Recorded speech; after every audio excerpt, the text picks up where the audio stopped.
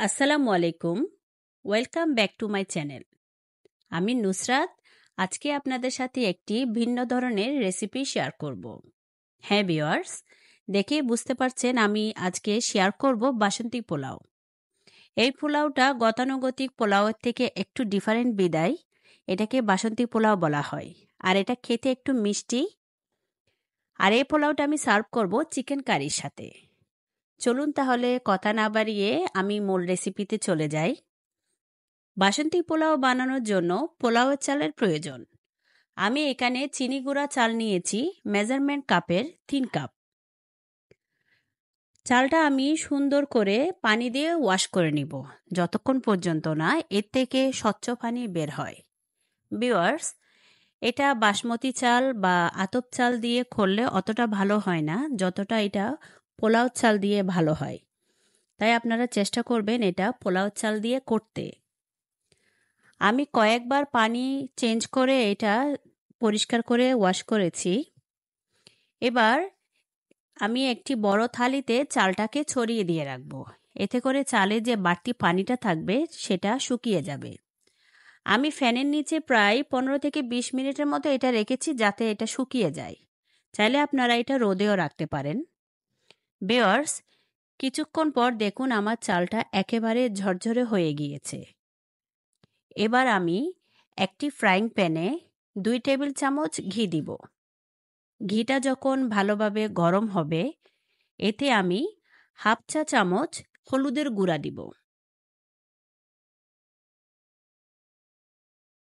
হলুদ যখন ঘিয়ের সাথে ভালোভাবে মিক্স হয়ে যাবে তখনই আমি চুলাটা অফ করে দিব।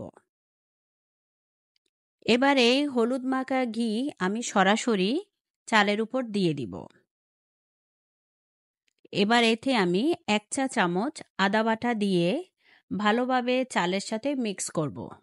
ভিউয়ার্স, অনেকে বাসন্তী পোলাও বানানোর সময় আলাদাভাবে ঘি ব্যবহার করে, হলুদের গুঁড়া আলাদাভাবে ব্যবহার করে। আমার মতো এভাবে ঘিয়ের মধ্যে হলুদ গরম করে দিবেন, এতে আলাদা একটা ফ্লেভার আসে। এবার আমি সমস্ত কিছু একসাথে ভালোভাবে মিক্স করে এই চালটাকে আমি একপাশে সরিয়ে রাখবো।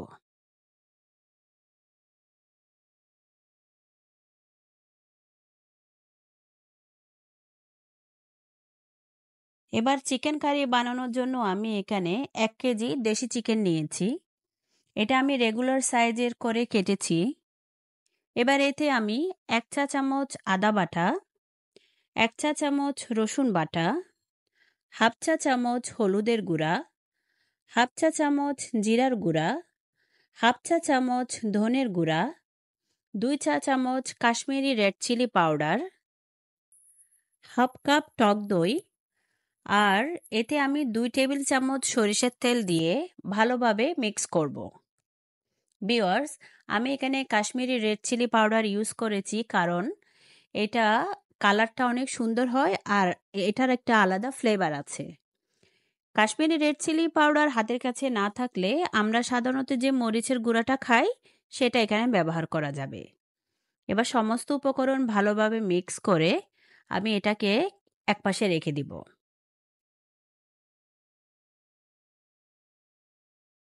এবার আমি একটি ডিপ হাঁড়িতে 2 টেবিল চামচের মতো সয়াবিন তেল দিলাম। এতে 2টো তেজপাতা, 2 টুকরো দারচিনি, 2-3টে এলাচ আর কিছু কাজু আর কিশমিশ দিয়ে আমি ভালোভাবে ভেজে নিব। ভিউয়ার্স, বাসন্তী পোলাও কাজু কিশমিশ দিলে খেতে খুবই ভালো লাগে। চাইলে এটা আপনারা স্কিপ করতে পারেন। কিছুক্ষণ যখন একটু ভাজা ভাজা হয়ে যাবে তখনই আমি এতে চালটা দিয়ে দিব। এবার চালটা আমি মিডিয়াম আঁচে প্রায় 2 থেকে 3 মিনিট ভালোভাবে ভেজে নিব।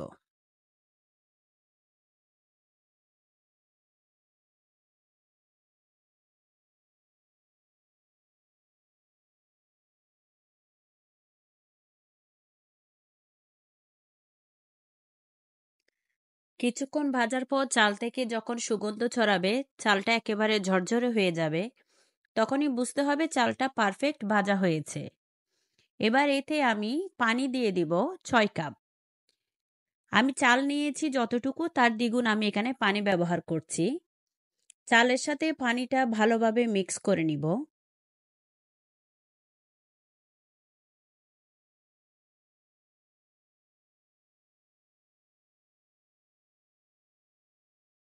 এবার এতে আমি স্বাদ অনুযায়ী লবণ দিয়ে দিব। আমি এখানে প্রায় 2 চা চামচ লবণ ব্যবহার করেছি। আর এতে আমি চিনি দিয়ে দিব 2 চা চামচ। ভিউয়ার্স, বাসন্তী পোলাও একটু মিষ্টি মিষ্টি হয় খেতে, তাই আমি এখানে চিনি ব্যবহার করছি। চাইলে আপনারা চিনিটা স্কিপ করতে পারেন। এবার এতে আমি প্রায় 8 থেকে 10টা কাঁচামরিচ ব্যবহার করছি। যখন ভালোভাবে এটা বলক আসবে, তারপর এরকম যখন পানি চালের সাথে গায়ে গায়ে লেগে আসবে, তখন আমি ভালোভাবে মিক্স করে এটাকে আমি দমে রেখে দিব। একদম লো ফ্লেমে আমি এটাকে প্রায় 20 মিনিটের মতো দমে রাখব। এটা হতে হতে আমি অন্য চুলায় আমি চিকেন কারিটা রেডি করব। আমি একটি হাঁড়িতে প্রায় 1/4 কাপ সরিষার তেল দিয়েছি। এতে আমি কিছুটা আস্ত গরম মশলা দিলাম আর 1 কাপ পেঁয়াজ কুচি দিলাম। পেঁয়াজটা আমি একটু হালকা ব্রাউন কালার করে ভেজে নিব। ভিউয়ার্স, আজকে আমি সরিষার তেল দিয়ে এই চিকেন কারিটা করছি। আপনারা চাইলে সরিষার তেলের বদলে সয়াবিন তেল দিয়েও এটা করতে পারেন। যখন পেঁয়াজটা ভালোভাবে ভাজা ভাজা হয়ে আসবে, তখন এতে আমি 1/2 চা চামচ আদা বাটা, 1/2 চা চামচ রসুন বাটা দিয়ে ভালোভাবে ভেজে নিব, যাতে আদা আর রসুনের কাঁচা গন্ধটা চলে যায়। এতে আমি আগে থেকে যে চিকেনটা ম্যারিনেশন করে রেখেছিলাম সেটা দিয়ে দিলাম। এবার চিকেনের সাথে সমস্ত উপকরণ আমি ভালোভাবে মিক্স করে ভালোভাবে আমি এটাকে কষাবো।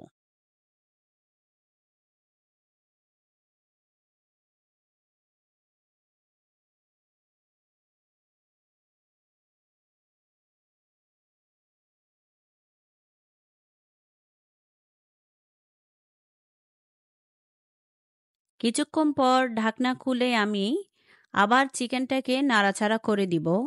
আমি এভাবে প্রায় 8 থেকে 10 মিনিট আমি চিকেনটাকে ভালোভাবে ভেজে নিয়েছি। ভিউয়ার্স, চিকেন যত বেশি ভাজা হবে তত বেশি সুস্বাদু হয়। এবার আমি একটি বড় সাইজের টমেটো গ্রেট করে দিয়ে দিলাম আর স্বাদ অনুযায়ী লবণ দিয়ে দিলাম। আমি লবণ শুরুতেই ব্যবহার করিনি, তাই আমি এখন দিয়েছি। এবার লবণ আর টমেটো আমি ভালোভাবে চিকেনের সাথে মিক্স করে নিব। এবার আবার আমি ঢাকনা দিয়ে রেখে দিব। এদিকে আমার বাসন্তী পোলাওটা রেডি হয়ে গিয়েছে। দেখুন ভিউয়ার্স, এটা কতটা ঝরঝরে হয়েছে। এটা যেহেতু এখনো গরম, তাই কতটা ঝরঝরে হয়েছে সেটা বোঝা যাচ্ছে না। আমি যখন এটা সার্ভ করব তখনই আপনারা বুঝতে পারবেন এটা কতটা ঝরঝরে হয়েছে। এবার আমি আবার চিকেনটাকে ভালোভাবে একটু মিক্স করব। এবার এতে আমি পরিমাণ মতো পানি দিয়ে এটাকে আমি সেদ্ধ করে নিব।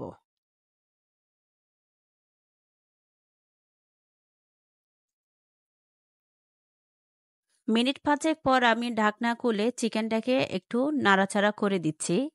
এতে আমি কয়েকটা কাঁচামরিচ আর 1 চা চামচ ভাজা জিরার গুঁড়ো দিয়ে ভালো করে মিক্স করে এবার এই চিকেনটাকে আমি কিছুক্ষণ দমে রেখে দিব। একদম লো ফ্লেমে এটাকে আমি দমে রাখব।